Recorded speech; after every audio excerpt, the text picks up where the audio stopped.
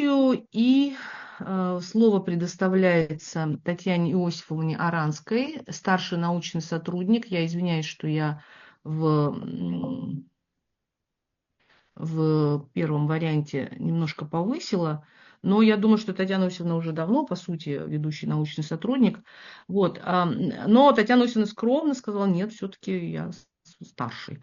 Ну, раз так, значит так. Вот, Татьяна Иосифовна, пожалуйста, вам слово. Я думаю, что вы... К нам подключилась еще госпожа Моника, я вижу. Можно ее поприветствовать. Здравствуйте, фрау Моника.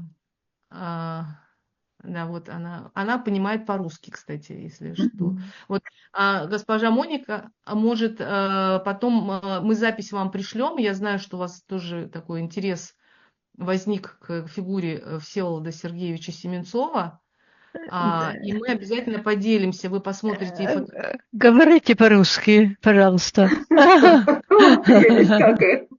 фотографии, послушайте воспоминания вот Мариэтты Тиграновны, которая совершила героический на самом деле поступок, очень скромно об этом сказала, но тем не менее это подвиг в тех условиях. Вот Лолы, дочери Семенцова, нашего Всеволода Сергеевича. Поэтому я думаю, что мы вам обязательно перешлем эти материалы. Пожалуйста, Татьяна Иосифовна. Здравствуйте. Здравствуйте. Название тогда вы сами, да? Да, я выведу презентацию на экран, если мне будет позволено, и тогда все будет видно. Да, I would like to say a couple of words in a way of introduction. First, congratulations to the organizers on the opening of this year's Всеволод Семенцов's Memorial International Conference, and sincere thanks and appreciations to the organizers, primarily to its initiator, Professor Rosanna Pshu, for giving me opportunity to speak here. Всеволод Семенцов's place in Indological scholarship, and not only in Indological scholarship, is great. Publication of his translation of the Bhagavad Gita with commentaries in 1985 became an Indological event of outstanding magnitude, arousing and fostering fascination among his colleagues, especially those in Sanskrit studies.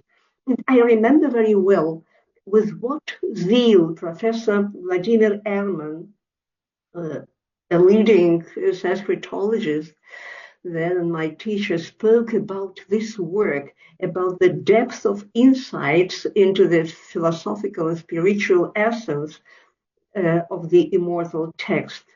And this refers both to the way the bhakti ideas and feelings are captured in the Russian wording and the poetic quality of the translation, and the scholarly elucidations in the commentary part. So the brilliant work by Sementsov is a case of a solicitous communication with Indian culture on an extremely high level. What I would like to offer now for discussion has a different nature and different kind of value in communication process. We will speak from the linguistic point of view about counterfactuals or counterfactual conditionals, and that in a minor inter-Aryan language. So we'll be dealing with modality, which is a significant issue both in linguistics and logic. Both disciplines approach it from a number of perspectives and interpret it in a number of frameworks. And this subject is, of course, not alien to classical Indian and to Buddhist philosophy. Particularly, counterfactuality is illustrated by a charming trope. So now I would like to get to the opportunity to open my presentation.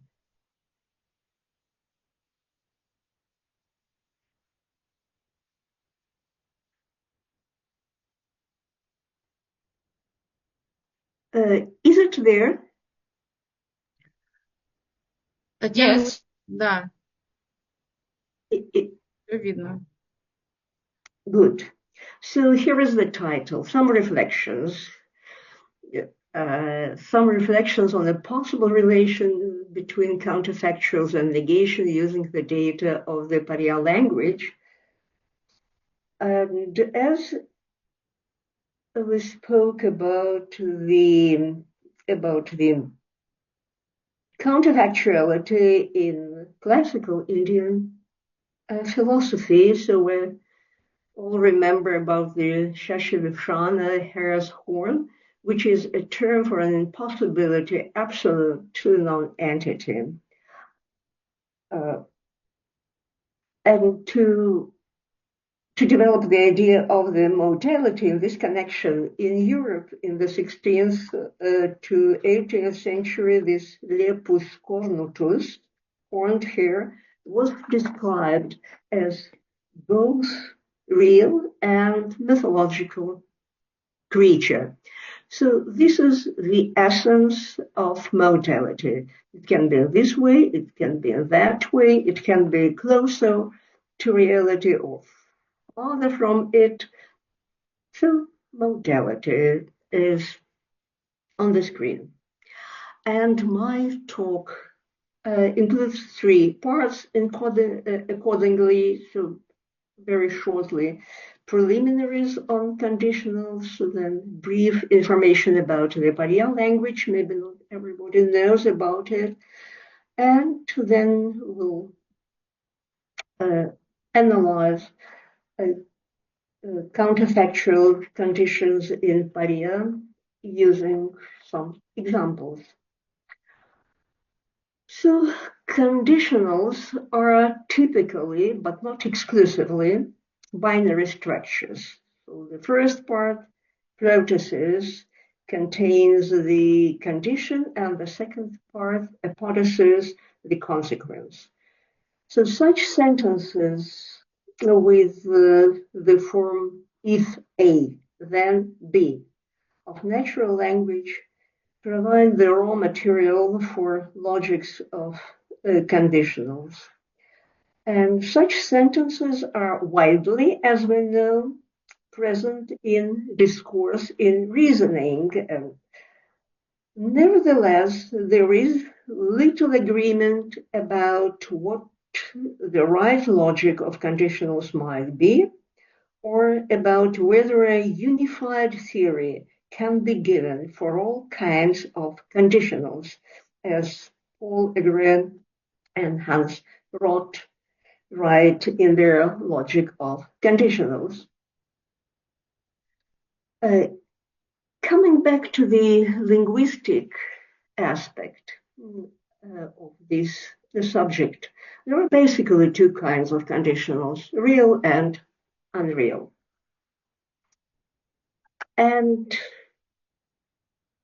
as they are normally expressed by binary sentences, it should be mentioned that spoken language is, on the whole, disinclined to complex sentences.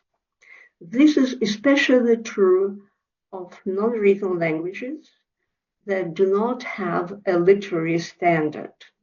And this is what concerns the Parya language. It exists in a diglossic, multilingual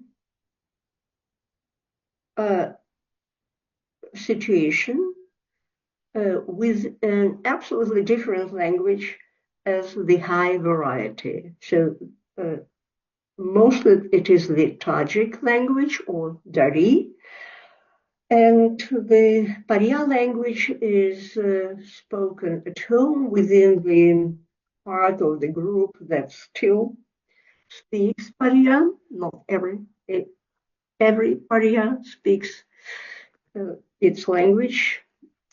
These days, this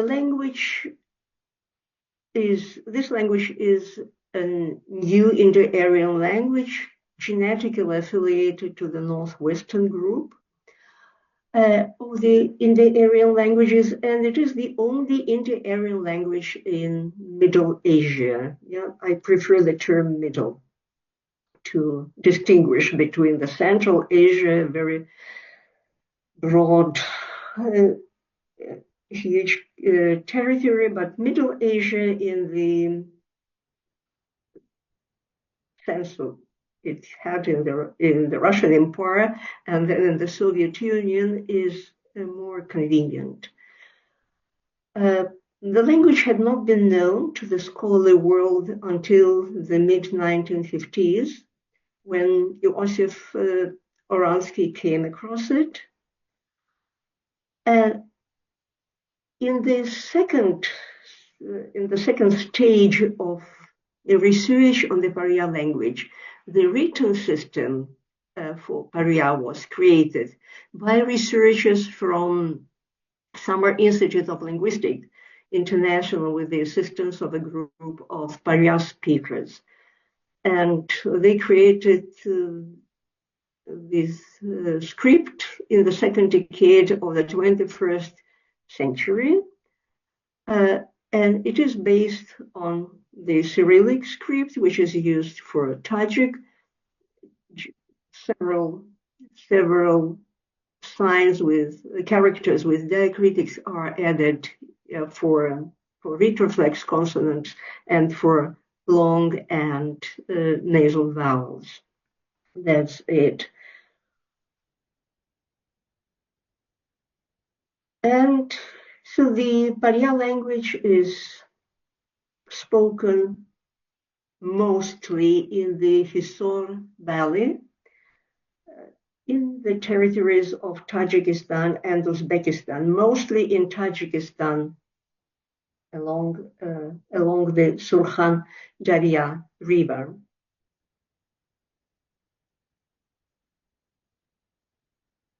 So let us start with real conditionals here to counterpose them then here to the unreal conditionals. So here are some examples of the real conditionals. Agar tiamuro sirta ashkar karo, मैं tata awlat trenana gum karun. Here we have the past form in the apodosis, in the conditional part, and in the consequence we have presence, karui, and in the conditional karo.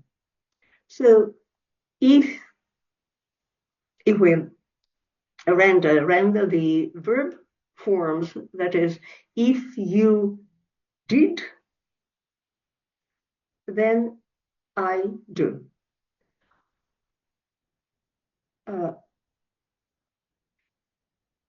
It is to be mentioned that there is no conjunction before the prothetic part, before the apodosis part.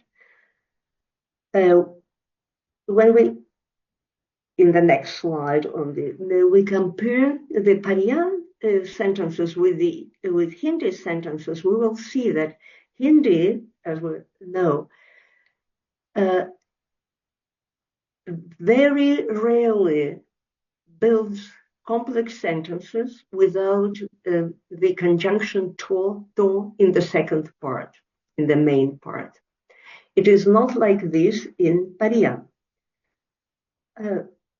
Actually, neither of the conjunctions is necessary. Yeah, we may leave agar if, and the sentence will exist. And more than that, agar, as also in Hindi, may be inserted after almost any word of the sentence. It can be shifted after the in the position after the subject, in the position after the verbals, but not after the verb. And the same is the situation in Hindi. So, pardon me, if you unclose my head, I'll destroy you together with your children. And this is the real conditional, yeah, because it is a possibility. In the second sentence here, we have the form which is mainly responsible for the subjunctive meaning and for building conditional sentences.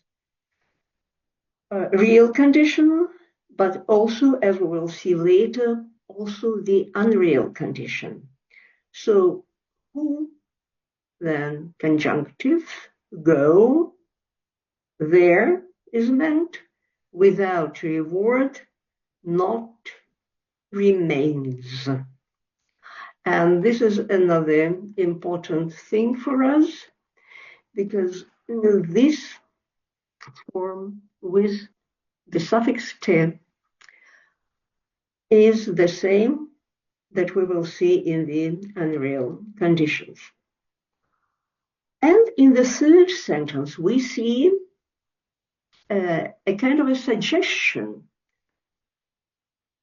which would be, from the semantics of the sentence, it would be real conditional, but it uses in the main part irreal marker. So do हमारे बैठ के सोहबत करते. So why don't we sit down and talk to each other? Shall we both sit down and talk to each other? It is a suggestion, but the form is with te. It is the only example of this kind I have. It might be an error in the text, in the printed text. The data I use comes from three sources: from my field notes, from the first and only book, printed book in the Parya language, which it was printed in 2016, and it is a collection of tales and legends. And the third source are texts and separate phrases with the data from the book, the language and folklore of the historic Parya by Joseph Oransky. And the last sentence in the real conditionals section, Hijniki yamunde galkara, and contrary to the example we have just discussed, in which the form for irreal condition is used to express real condition, this one expresses a real condition using the subjunctive form, kara, with the typical ending, kara, third singular, and apart from the first, third and second singular.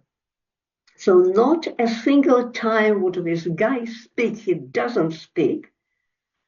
And it has happened several times, and there is no hope that he would speak, but the form is on. So this is this opaque zone in which real and unreal conditionals meet. Now let us go over to the counterfactual conditionals in Parya. अगर मरोबोत पैसा हो तो मैं एक करोड़ मोलो लुआ छो. And this is the typical structure of counterfactual conditional sentences. Here I have to add that there is only one counterfactual conditional sentence I could find in the printed texts. And I had no sentences like this in my field notes, and I had to ask my friends there on the WhatsApp messenger. They are both over 70. They speak very good Russian. And so I could ask them to translate. So altogether, I have about 40 sentences of this kind. And it is always with one or two, maybe one or two exceptions. It is always the same structure. When I say, ask them to translate the Russian sentence, если бы у меня было много денег, я бы купил то и то. Если бы у меня не было того-то, я бы сделал то-то. So if I had plenty of money, I would have bought a horse. So this is the original sentence, unfortunately. But both of them, each of them gave the same interpretation in Parya. Although it is interesting to mention that both respondents just first tried to present the situation in a kind of paraphrastic manner without using a complex sentence. But complex sentences with the counterfactual conditional meaning do exist, although, of course, they're not very really broadly used in it. So here we have agar merobot pesahotu. Here we have the marker of the aerial condition. This is the suffix T. And in the consequent part, it is the past tense. Thus, relating the sentence, relating the statement without any doubt, to the past and making it without any doubt aerial.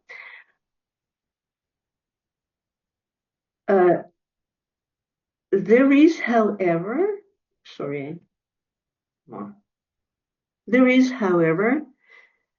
a really rare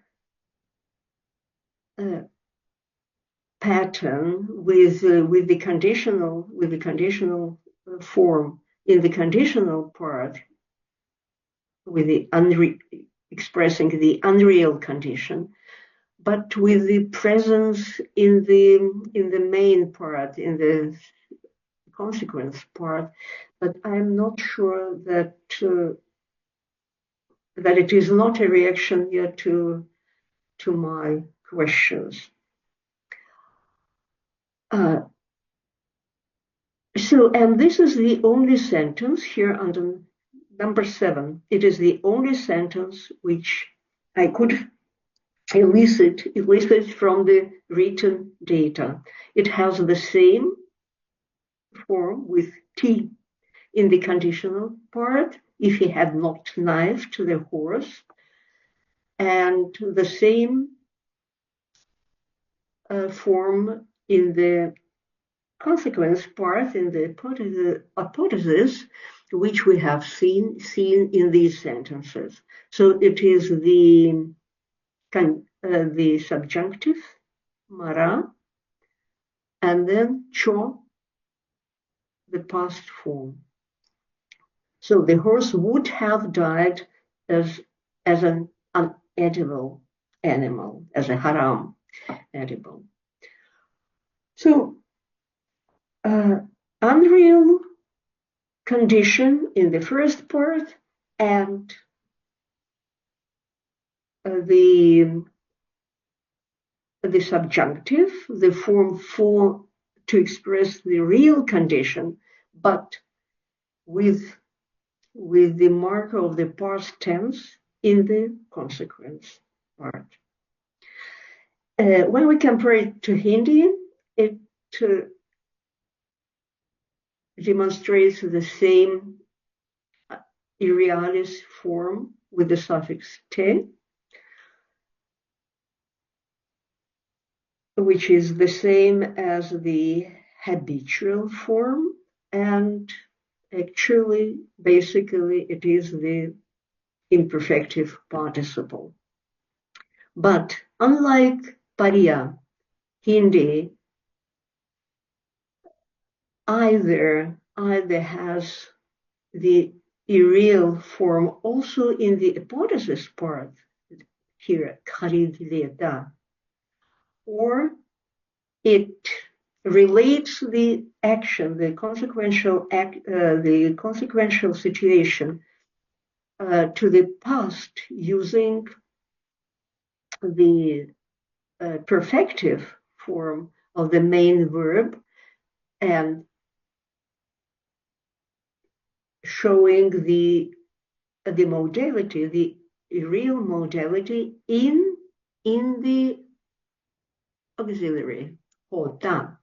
And it is exactly the contrary to the way the Parya language does it, because the Parya expresses the modality in the main verb, lova, would take, and the relation to the past tense is expressed in the be verb. There are also other functions of the suffix t, or rather of the forms using this the suffix. It is the imperfective state, as in sentence 8. Hatase korokurasu ap suti. So, ap suti, he is sleeping. It is the form using the same suffix t, and then the suffix e to mark the state. The form is unchangeable. This meaning of habituality, which this basically participial form, imperfective participial form has. So he himself is sleeping with his horse's rein in his hand. And another function of the forms with the suffix t, which is very important here for the coming conclusion, it is the use of the suffix in the negative form. In Parya, negative and affirmative forms are not the same. They use the base of the verb, but then in the part expressing the grammatical meanings, they differ. And so the negative forms use t, whereas the affirmative forms use personal endings without t. So if there is no negation in front of the verb, there is no suffix t before the personal ending. Karun, karai. And here we have otai. The sentence is, the verb is ho, be. So mi, ni, negation, halotai, de, progressive. So the rain isn't stopping. It keeps raining.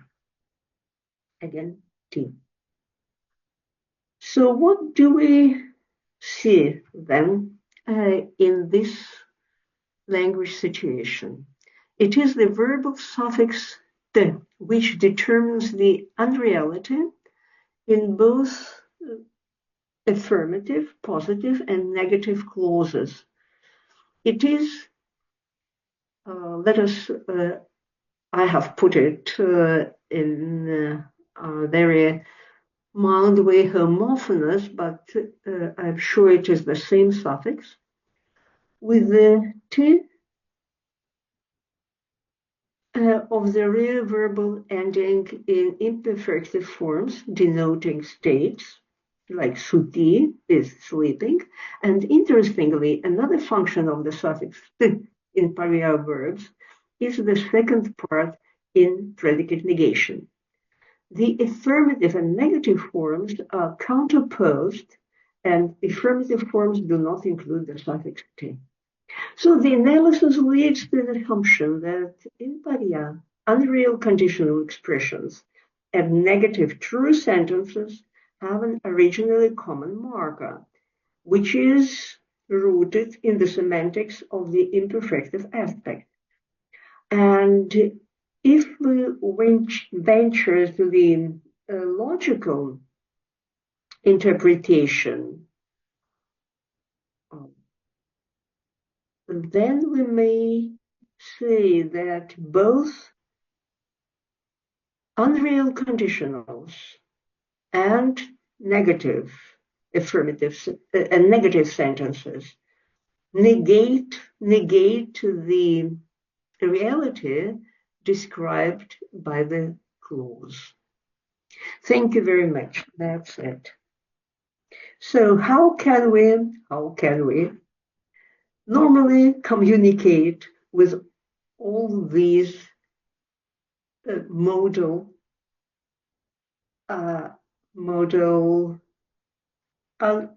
unclear indirect things? Yeah, this is the case for discussion and of human intuition.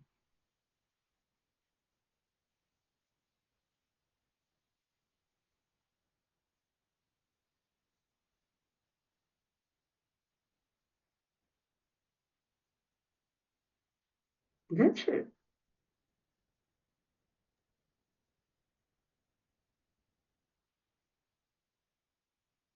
Hello, Татьяна Иосифовна. Yeah, that's the end of it. Thank you. Я просто, у меня почему-то зависло, я не очень поняла. Ага. Так, какие-то вопросы? Any question? Thank you very much for your brilliant report and paper. Probably somebody wants to ask or to clear up some Parya language area. Who wants? Hello. Frau Monika, bitte. Just turn on your sound. Yes, here I am. I just want, well, this is really intriguing. But I would like to ask a question that refers to the lexics of the Parya. How much in the vocabulary is Persian? Quite a lot. Quite a lot. Thank you. Yes, because it sounds really like Persian, like hichni. And and when did this happen? Did this come with the Indo-Aryan languages that went to Tajikistan, or is it just, due to the language mixture as we have it in Tajikistan and Uzbekistan? No, of course, it had started much earlier. It must have started already in the territory of South Asia, in today's Pakistan. And there is a glottochronological study in Parya split up from Punjabi in the 9th century, according to this study, in the 9th century, and 2 centuries later from Hindi. And then it has to be checked, the data that they used, and I doubt it that we can take it here for granted that it really did happen in this way. But then they moved to the territory of Afghanistan and spoke Dari, of course, as the high variety. So there's several waves. Thank you. Centuries behind it. Thank you. Okay. Any question? Any more questions? Dr. Sheshibala, she is with us. So I think, thank you again for your wonderful report and paper. So next speaker is Sheshibala. Yeah. Do you have any questions? I'll give you my presentation. Yes, Okay.